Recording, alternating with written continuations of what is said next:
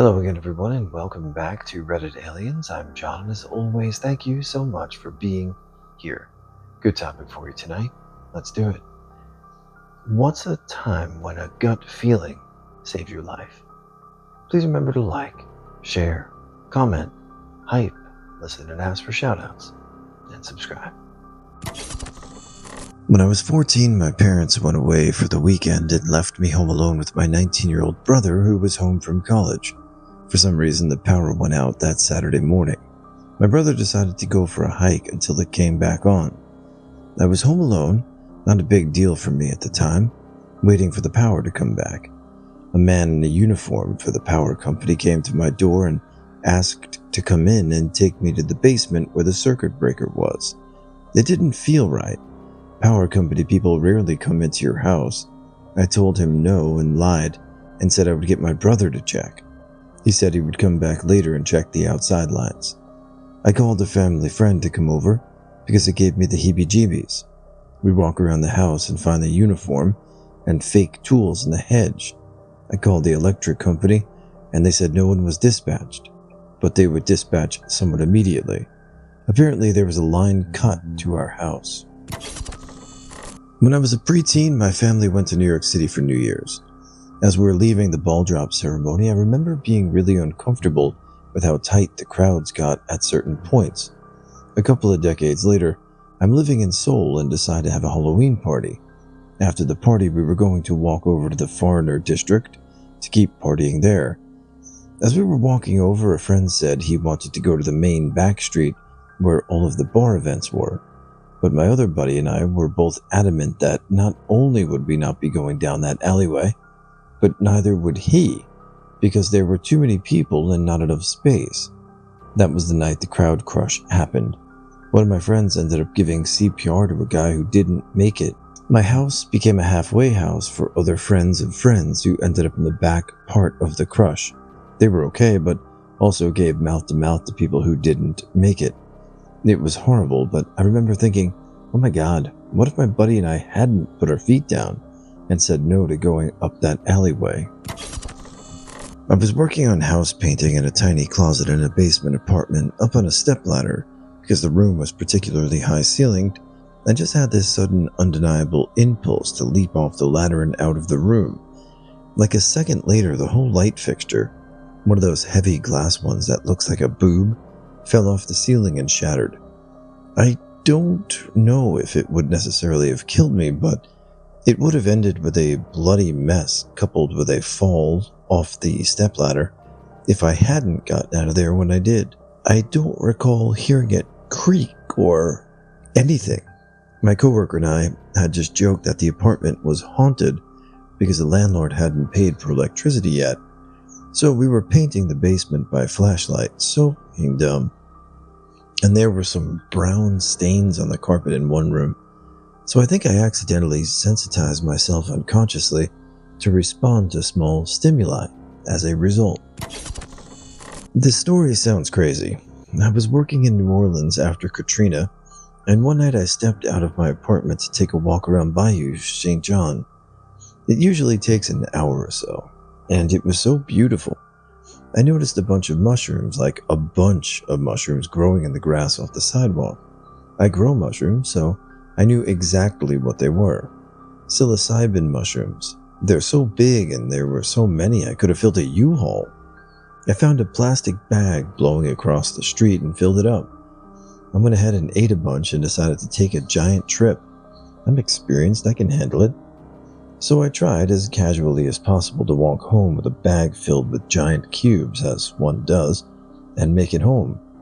My little rented room was immediately suffocating. So I offered my roommate some freshies and put the rest in the fridge on my way back out. Things were moving pretty fast, so I went right to a dock off the bayou, pretty close to the house. The first wave was pretty powerful, with strong visuals and an amazing feeling of peace. The sun had fully set, and I was between waves when I noticed several pink dots shining in the water off in the distant streetlights. Those were alligators. I'd never been afraid of gators. They were a lot like dogs. Not really threatening, but also could bite at any time. I got the sense I needed to actually get the f*** out of there, that me being on the dock was pissing them off, so I did. Walked all over the city and had a magical time. When I woke up in the morning, I had to run and gun it. I was already late for work. When I got there, everybody was talking about the guy who got mauled by alligators in Bayou St. John last night. Not my life, but I'm pretty sure I saved someone else's. I was walking home at night with a girlfriend of mine. We had been clubbing and it was summer. I hadn't been drinking a lot since my friend was more intoxicated than me. I noticed a man almost carrying an extremely drunk girl in front of us. We women need to protect each other, so I moved faster to get closer. I see how she tries to get away from him, and I run to her and scream, "Hey girlfriend, I haven't seen you for so long, how are you?" And then I ask her if she knows the man. He starts protesting, but she shakes her head, so I tell him to beat it or I'll call the cops. He walks away and the girl continues in front of us. She doesn't want to go with us, and my friend I'm with is walking really slow. I then notice a van drive by really slowly 3 times, and I instinctively know they're checking if there are any drunk girls to pick up. We live close enough to walk home, but far away from the city's traffic. As she crosses the corner of the street way ahead of us, I see the car taking the same turn. I know it's a dead-end street, so I turn my head to my friend and scream to her, "They'll grab her as soon as she's out of sight from us. Run." And I start running as fast as I can. And as I turn the corner, I see they've opened the back door of the car and are about to get her in the car. I start screaming that I see them, that I have the plate number, and that the cops are on their way. Thankfully, they leave immediately. It was wild. And I was fearless. We walked her to her door, and I told her she would probably not remember this by tomorrow, but that she was worth taking care of. I think I gave her that advice as much as to myself. It's rough being a woman out there. We're always in danger. This is a collection of stories I enjoy. People that have maybe at times ignored that gut feeling, or now we have examples of people who did not, and it prevented them from grievous injury, if not death or disappearance. So it's good to hear, and you have to remind yourself that if you get that feeling, and even beyond the impending sense of doom, but something that's so visceral and so real, that we should definitely follow and listen to that. Anyway, hope you guys are doing well, and we'll see you tomorrow. One time I was about 8 years old and I was at my aunt's house with my cousin who's about a year younger than me. My aunt lived on a small, quiet street. She often left us inside to watch cartoons while she mowed her yard and the field next to it or tended to her garden. One summer afternoon, she had done exactly that. My cousin and I were just relaxing in back den when suddenly a man we didn't know walked around the side of the house and yelled at us through the window in the den. He asked us, "Anyone home?" while making direct eye contact with us. I told my cousin to run and lock the door in the kitchen, and I quickly locked the door from the patio into the den, only a few steps away from him, and replied, "Yes, Dad?" as if my dad were in the other room. The guy did a double take and took off running in the other direction. I went running through the house to look out the front window, and he was gone too fast for me to even catch him. I have no idea what direction he went in, but I just know he was going to try to get in the house and do something awful had I not acted quickly. My heart was beating out of my chest. My family has a history of heart issues, but the relatives with issues also had some lifestyle choices like smoking and diet that are factors. I just didn't know what carried more weight, so I had a calcium score test to see if I was at risk. The CST is the CT of a heart to detect plaque, calcium in my arteries. The calcium score was a strong 5, which is great, but I was told I had a 4 centimeter ascending aortic aneurysm. I go to the first cardiologist. He orders an echocardiogram. It's inconclusive because of large breasts, and the tech wasn't great. She didn't know the alternative method for placement. I'm not happy with the first cardiologist because his communication is hideous, so I see the second cardiologist. I keep getting the feeling I don't have a AAA, but the second cardiologist thinks I do, and both cardiologists, 1 and 2, think there's something off on my EKG. I feel like they're both wrong. I see the third cardiologist, and he immediately says something about the graph paper being different when comparing EKGs and orders a cardiac MRI. After all the tests are back, he tells me I do not have a AAA and my ECG is normal. I saved myself a lifetime of worrying about non-existent aneurysms and maybe even an invasive and somewhat risky surgery. Listen to your gut feelings. In high school, I was in choir. The choir room was on the very end of the side of the building, and the dance studio was completely on the other end. I didn't have a car yet and took public transit. We didn't have school buses in the high school. The public transit bus dropped us off a block from the school at the end where the choir room was. It was perfect for me. A girl who looked a lot like me was on the dance team. She had a car, so she parked at the other end of the school in a parking lot near the dance studio. One day I missed my bus, so my mom drove me to school, but that made her run late, so she dropped me off in the parking lot at the dance studio end. Driving is still faster than public transit, so I still got there early. I walked to the choir room and was a few minutes early, so I waited by the door for my teacher. I noticed a drop of blood on the floor. I looked around and saw a few more drops of blood between the choir room and the entry door to the building. Then the teacher arrived, and I told her. She called the office and then the hall, and the classroom started filling up with kids. And I didn't think about it much for a few more hours. During class, an announcement was made that there would be an emergency assembly before lunch. At the assembly, the police made the announcement that a student was assaulted and all the students should go to and from school in groups, decades before cell phones. A letter was sent home for parents.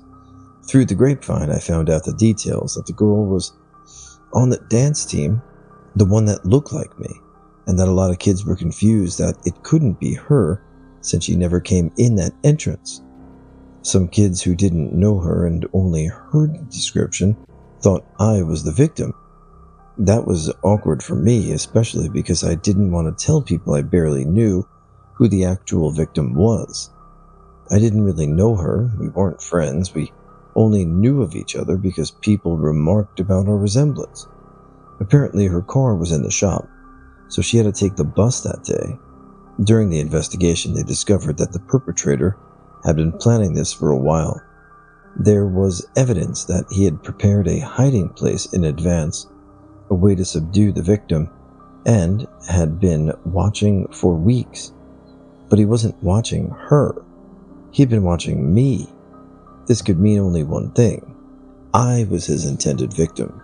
She knew, I knew, but neither of us could say it. The school arranged for self-defense classes for all the female students, parents, and staff. Just by the off chance, when they counted off pairs, we ended up as partners. It was the most awkward situation I've experienced in my life. One time, as a 13-year-old, I was walking back from a friend's house who lived across the street from me. About a quarter-mile walk. She was one of those people whose pantry looked like a Costco, so we would frequently hang out at her house to binge-eat boxes of cereal. Growing gal things. We lived in a heavily wooded area, with the main road between our houses being the only area with no trees. Her house was down a hill, and the closer you get to the main road, the fewer trees there are. Storm clouds were rolling in, and thunder was already starting to gently rumble. It was getting late, and a school night, so I took my opportunity to go home. As I was walking up her long driveway back to home, I neared the clearing where the main road is. There was one lone, tall, dead tree at the end of her driveway. As I neared it, I felt the air go completely still, like dead silent. The air felt charged, and it freaked me out. Cue gut feeling. I had been walking fast, but in that moment my feet told me to stop in my tracks. Literally a moment after I stopped, I watched a bright orange, sparky flash of lightning go over my head and strike the dead tree just feet in front of me. Then came the biggest clap of thunder I've ever heard in my life. so loud it rattled my eardrums and shook the earth. If I was even a yard more up the hill, past the tree, the lightning would have hit me. I screamed bloody murder and bolted back to my house with a speed I didn't know I had. I had such a fun time calling my friend on the landline when I got home that I almost just got barbecued, all for some honey-O's. I used to live alone. I've always been scared of home invasions, so I brought a baseball bat a while back. My house was on the second story above the garage. One front door was the only way in or out. The front porch extended around the front of the house, where the living room was.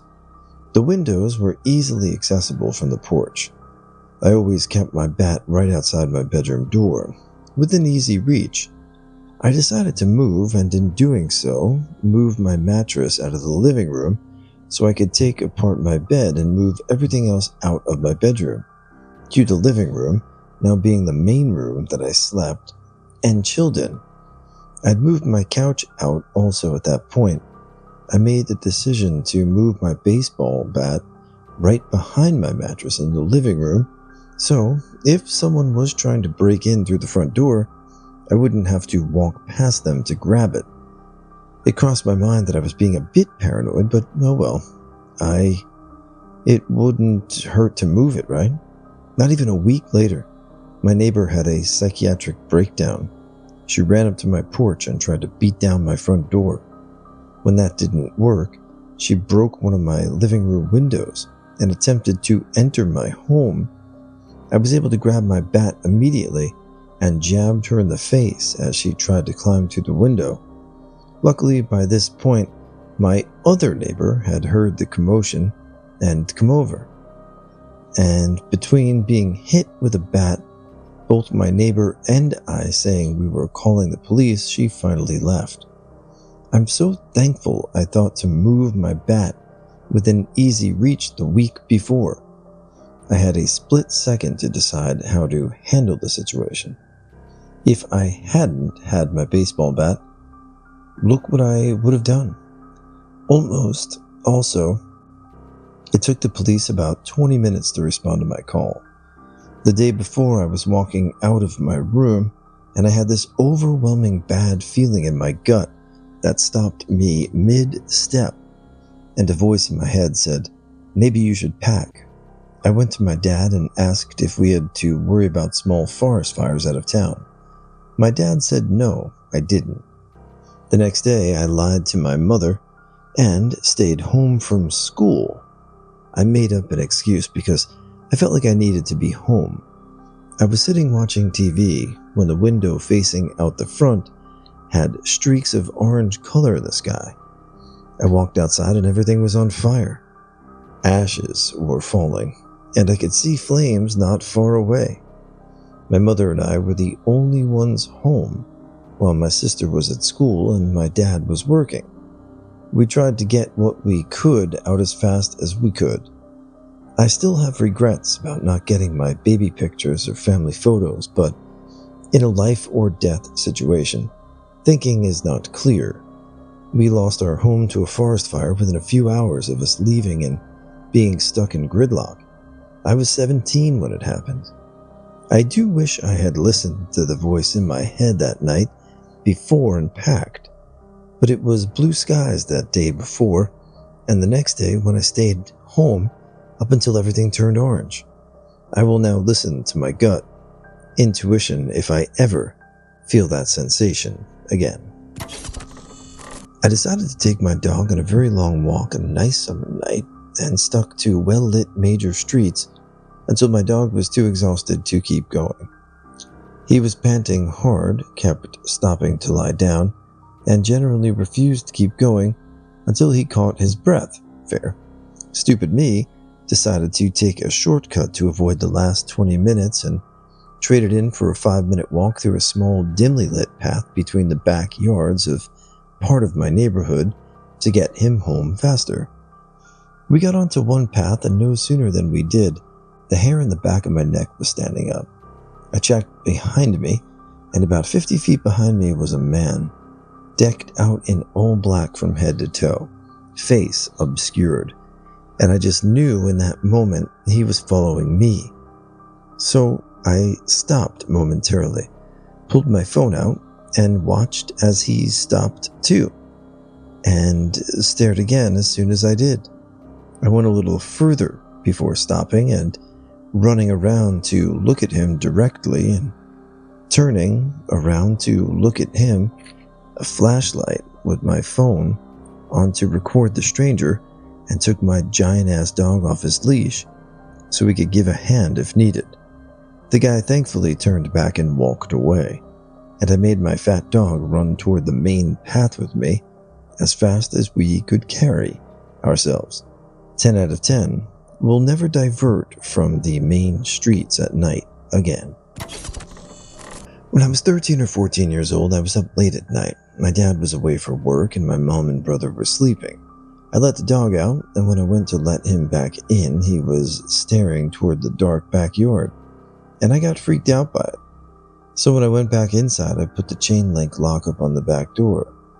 That was the only lock we had on the door. Shortly after that, I was in the living room, and the dog was drinking by the back door. I could see the dog, but not the door from where I was sitting. He stopped drinking and staring at the door. Then he started quietly growling. Then I heard the door pull open and the chain link locked catch. The dog started freaking out and barking and jumping at the door. I ran upstairs and woke my brother up and told him someone was trying to get into the house. He came down with a bat and looked around, but nobody was there. I'm assuming the dog, whoever it was, away. We never locked our back doors back then. If I had not gotten that feeling when I let the dog in, whoever it was would have been able to just walk right past me, sitting there alone. Not my life, but my son's, which probably also saved mine.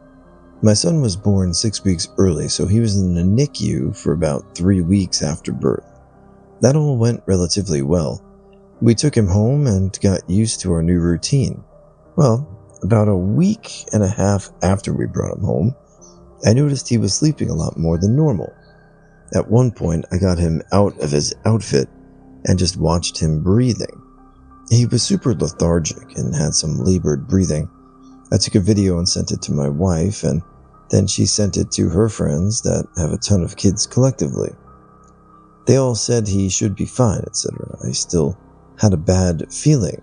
So, I had my wife drive him to the ER. She gets there, and apparently their computers were hacked, so it was going to be a 6+ hours before someone saw him. She decided to leave and go to a hospital that was a few more minutes down the road. She gets to the children's ER and checks in. As she was filling out the paperwork, a nurse walked by and noticed that she had a newborn bundle, and the nurse asked to take a look at him, so my wife handed him over. She picked him up and within a second said, "Follow me, Mom." She rushed our son back and just started yelling at any nurse or doctor within earshot, and 10+ people came over and started working on him. His oxygen was 80% oof, and veins wouldn't take an IV. He had gotten RSV from our daughter. The nurse said if my wife had waited at the other hospital, he wouldn't have made it. Don't let people kiss your baby. I'm glad I didn't listen to friends. I only wish I would have called an ambulance so they could have gotten oxygen earlier. Once I got lost in a very small town in Texas. I was about 22 to 23 years old, driving a 14-foot U-Haul, which I was uncomfortable trying to handle, honestly. I'd never driven anything bigger than a small sedan. The only way out of the tiny little town looked like a hairpin turn and had no signs. I passed it multiple times, like no way that I'm supposed to go that way. Finally stopped at a gas station and asked for directions. The guy was so nonchalant. Yeah, just go this way. Bye, Felicia vibes. He barely looked at me, but I had a full body reaction, shaking and wanting to puke. This was before smartphone GPS, so I pulled out the handy-dandy ginormous paper map. It looked like he was sending me out of nowhere. The feeling in my body got worse. I was pale, shaking, sweating, trembling, and crying. No reason why, really. The guy had barely acknowledged me. I didn't know what to do. It just didn't look right at all on the map, and he scared me before that. A truck pulls into the gas station, a beat-up pickup with the most quintessential Texas man you've ever seen getting out. He had the hat, the dirty boots, the works. He was huge. I did not care at all. I just run up to this poor guy still crying and shaking, asking where the turnoff to the interstate is. He was very kind and let me know if it wasn't far, less than a quarter mile, but you had to take a very tight right turn. Most people driving through for gas missed it because someone in town kept taking down the sign. I was thankful, but that was the turn I'd been passing. Definitely not where I'd just been told to go by the clerk guy. I told him that the cashier had told me to go another way and asked him if he could tell me where that road led if I showed up on the map, because it didn't have road names or anything, just a gravel road symbol. He looked at the map and told me that the road the cashier had tried to send me down went about 17 miles into the desert, where it ended at a basically encampment of couple of very inbred families, trailers, RVs, tents, etc. They were known for making meth and had terrible rumors of SA. The cashier was a member of that family and lived there too. While I'm very glad he confirmed my year, I never would have talked to him if a guy barely looked at us, spoke to me, caused such a visceral reaction. My whole body immediately said, nope. I made a post about it a couple of years ago. I think now, but it's still the biggest time my instincts saved my life. Whether he was sending me down to get me or what was in my U-Haul, I don't think I'd have left that desert. I felt it before I even looked at the map and saw how long the road after turn left at the end of the main road was. Also, props to the random Texas guy. No offense, but that's not my favorite state right now, by far, due to political reasons. But this guy saw me upset, calmed me down, got me out of that creepy town, and seemed furious at the whole situation. I don't think that cashier had a good night. No, I do not remember the name of the town. Texas is huge, and some a-hole had me drop him off in the middle of nowhere in southern Texas 20 years ago, so I was off MapQuest, prior and printout routes, and am not sure exactly where I was. Yes, that was my fault. Your 20s are wild.